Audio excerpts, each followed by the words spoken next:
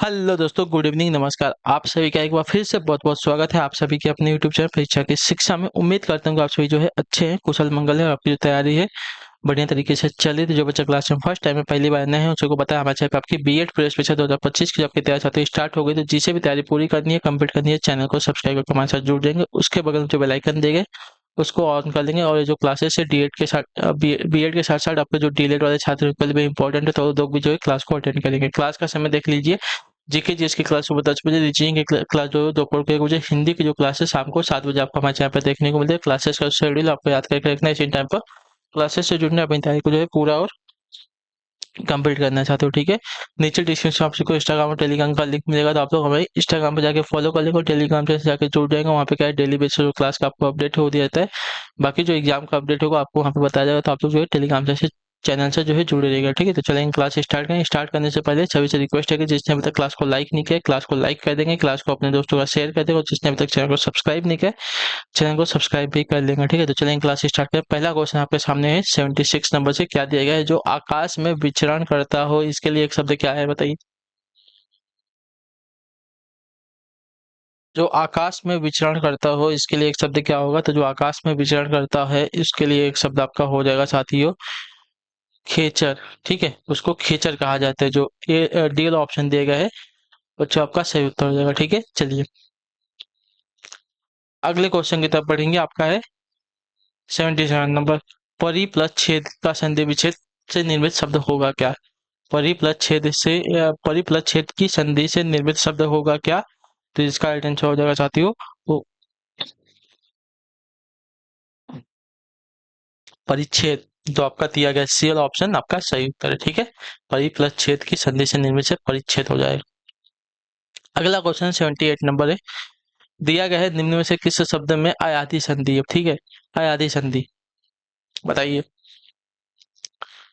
तो यहाँ पे ने धन अक, यहाँ पे नायक में जो आपकी है अयादी संधि है। ने धन अक आपका नया अयादी संधि का उदाहरण है, ठीक है। क्लियर है। तो जो आपका सी वाला ऑप्शन देगा 78 पे आपका सही उत्तर हो जाएगा, ठीक। क्लियर।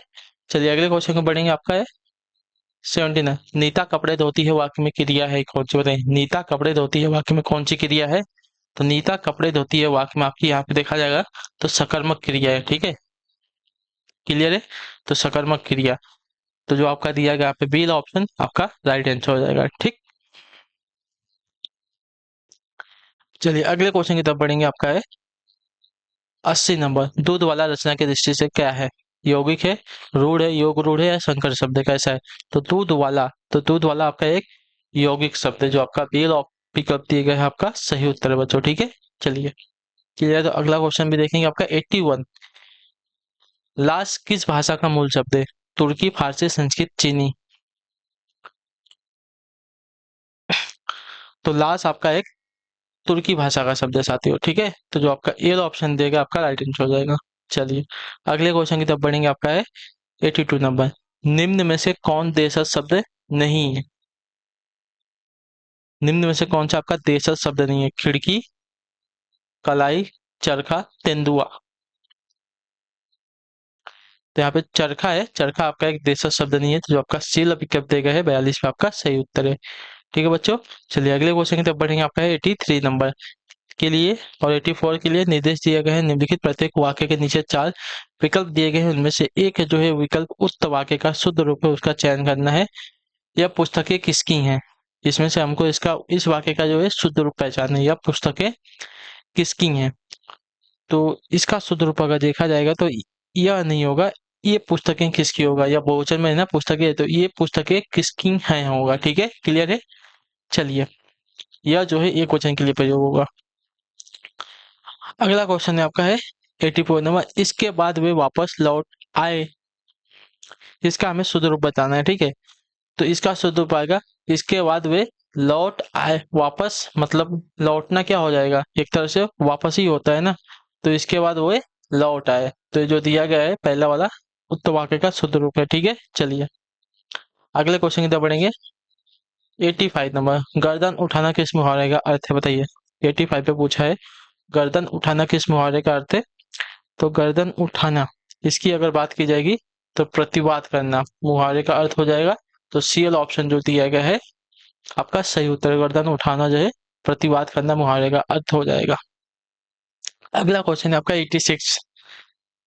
निम्नलिखित में कौन सा विपरीतार्थक शब्दों का युग्म सही है, बताइए। वीर का कायर दिया गया है, रथ का विरत दिया गया है, शीत का उष्ण दिया गया है, अग्रता अंत दिया गया है। ठीक है, तो यहाँ पे कौन सा जो है विपरीतार्थक शब्दों का युग्म सही दिया गया है? तो अग्र का अंत, यह जो युग्म दिया गया है सही नहीं है। सही हमसे नहीं पूछा है ना, वही पूछ रहा था मैं। वीर का कायर होता है, सही है। रथ का विरत आपका सही है। शीत का उष्ण भी आपका सही है, लेकिन अग्र का अंत नहीं होता है। ठीक है, ये आपका गलत दिया गया। अग्र मतलब आगे होता है, अंत मतलब जहाँ पे खत्म हो जाता है उसको अंत कहते हैं ना। तो आगे का पीछे होना चाहिए विलोम शब्द। चलिए,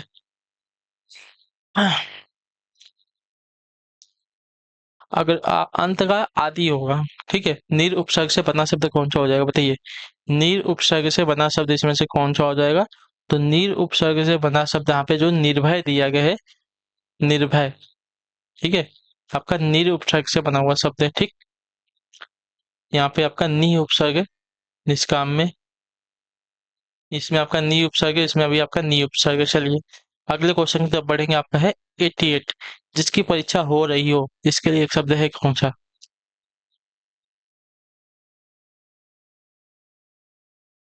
तो जिसकी परीक्षा हो रही हो, इसके लिए एक शब्द आपका परीक्षार्थी हो जाएगा। ये वाला ऑप्शन जो दिया गया 88 पे आपका राइट आंसर होगा। चलिए, अगले क्वेश्चन की तरफ बढ़ेंगे। 89 नंबर है, बताने की कोशिश करेंगे। धर्म विमुख शब्द में प्रयुक्त समास है, बताइए कौन सा? धर्म विमुख शब्द में प्रयुक्त समास कौन सा है? तो देखिए, यहाँ पे है धर्म विमुख शब्द में प्रयुक्त समास आपका अपदान तत्पुरुष समास है। ठीक है, जो आपका डी विकल्प देगा है 89 पे आपका राइट आंसर। धर्म विमुख शब्द में प्रयुक्त समास अपदान तत्पुरुष समास हो जाएगा। चलिए, अगले क्वेश्चन की तरफ बढ़ेंगे। आपका है 90 नंबर। उदक किस शब्द का प्रवाची है? उदक जो है किस शब्द का प्रवाची है?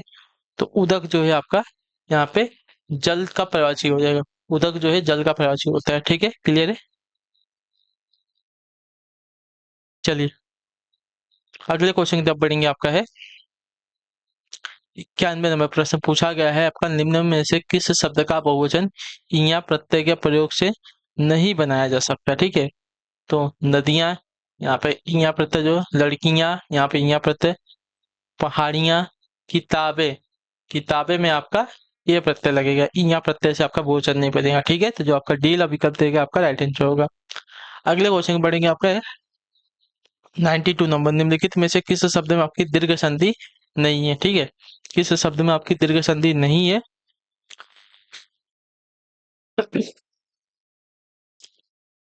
तो देखिए, कुशासन दीर्घ संधि की बात कर रहा है, तो यहाँ पे इत्यादि में, इत्यादि में आपकी यण संधि लगेगी। ठीक है, इत्यादि में आपका दीर्घ संधि नहीं है। ठीक है, चलिए, अगले क्वेश्चन की तरफ बढ़ेंगे। आपका है 92 93 नंबर। ठीक है, संज्ञा अथवा विशेषण से बनने वाली क्रिया क्या कहलाती है? संज्ञा अथवा विशेषण से बनने वाली क्रिया आपकी क्या कहलाती है? तो ये आपकी कहलाती है साथी नाम धातु क्रिया। ठीक है, संज्ञा अथवा विशेषण से बनने वाली क्रिया आपकी नाम धातु क्रिया कहलाती है। क्लियर सभी को? चलिए, अगले क्वेश्चन की तरफ बढ़ेंगे। आपका है 94 94। यह आम मीठा है, इस वाक्य में मीठा कौन सा विशेषण है, हमसे पूछा है। ठीक है, यह आम मीठा है, इस वाक्य में मीठा कौन सा विशेषण है? तो मीठा अगर बात की जाएगी तो यहाँ पे विधेय विशेषण है। ठीक है, यह आम मीठा है, इसमें आपका विधेय विशेषण है मीठा, जो आपका दिया गया है सी वाला ऑप्शन आपका सही उत्तर हो जाएगा। ठीक, क्लियर सभी को इसके बारे में? विधेय विशेषण। अगले क्वेश्चन की तरफ पढ़ेंगे। आपका है 95 95। वह अंगूर खा रहा है, इस वाक्य में अंगूर क्या है? वह अंगूर खा रहा है, तो अंगूर इस वाक्य में क्या है? भाववाचक है, समूहवाचक है, जातिवाचक है या द्रव्यवाचक है? तो अंगूर की बात करेंगे तो अंगूर जो है आपका समूहवाचक, गुच्छे में होता है ना, तो अंगूर जो आपका समूहवाचक संज्ञा का हो जाएगा। ठीक है, चलिए, अगले क्वेश्चन की तरफ बढ़ेंगे। आपका है 96 नंबर। पुष्प तत्सम शब्द के लिए हिंदी में तद्भव शब्द है क्या, बताइए। पुष्प तत्सम शब्द के लिए हिंदी में तद्भव शब्द क्या होगा? तो देखिए, पुष्प का तद्भव क्या होता है? फूल होता है। तो फूल आपका जो दिया गया है यहाँ पे, ये वाला ऑप्शन आपका राइट आंसर हो जाएगा। ठीक है, क्लियर सभी को इसके बारे में? चलिए, अगले क्वेश्चन की तरफ बढ़ेंगे। आपका है 97। कबूतर किस भाषा का मूल शब्द है? कबूतर जो है किस भाषा का मूल शब्द है? तो आपका राइट आंसर फारसी भाषा का, जो आपका ए ऑप्शन देगा आपका सही उत्तर साथियों। ठीक, क्लियर है। चलिए अगले क्वेश्चन की तरफ बढ़ेंगे। आपका है 98 98 फ का उच्चारण स्थान क्या है? बताइए, फ का उच्चारण स्थान क्या है? तो फ का उच्चारण स्थान अगर देखा जाएगा तो यहाँ पे ओष्ठ होता है, जिसमें दोनों ओठ आपके जो चिपक के खुलते हैं। ठीक है, चलिए अगला क्वेश्चन आपका 99 नंबर 99 नंबर है। पूछा गया आपका भाषा का वह रूप जिसका प्रयोग सामान्यतः जनता अपने समूह या घरों में करती है, उसे क्या कहते हैं? बताइए, इसका सही उत्तर क्या हो जाएगा? तो उसे कहा जाता है आपका क्षेत्रीय बोली। ठीक है, जो आपका बी अभी कब देगा आइटम, भाषा का वह रूप जिसका प्रयोग सामान्यतः जनता अपने समूह या घरों में करती है, उसे आपका क्षेत्रीय बोली कहते हैं। ठीक, अगला क्वेश्चन आपका है 100 नंबर। निम्नलिखित शब्दों में से कौन सा शब्द आपका अशुद्ध है? पुनर्विचार, अपकृति, निर्विघ्न, अनुदित। तो यहाँ पे जो दिया गया पुनर्विचार,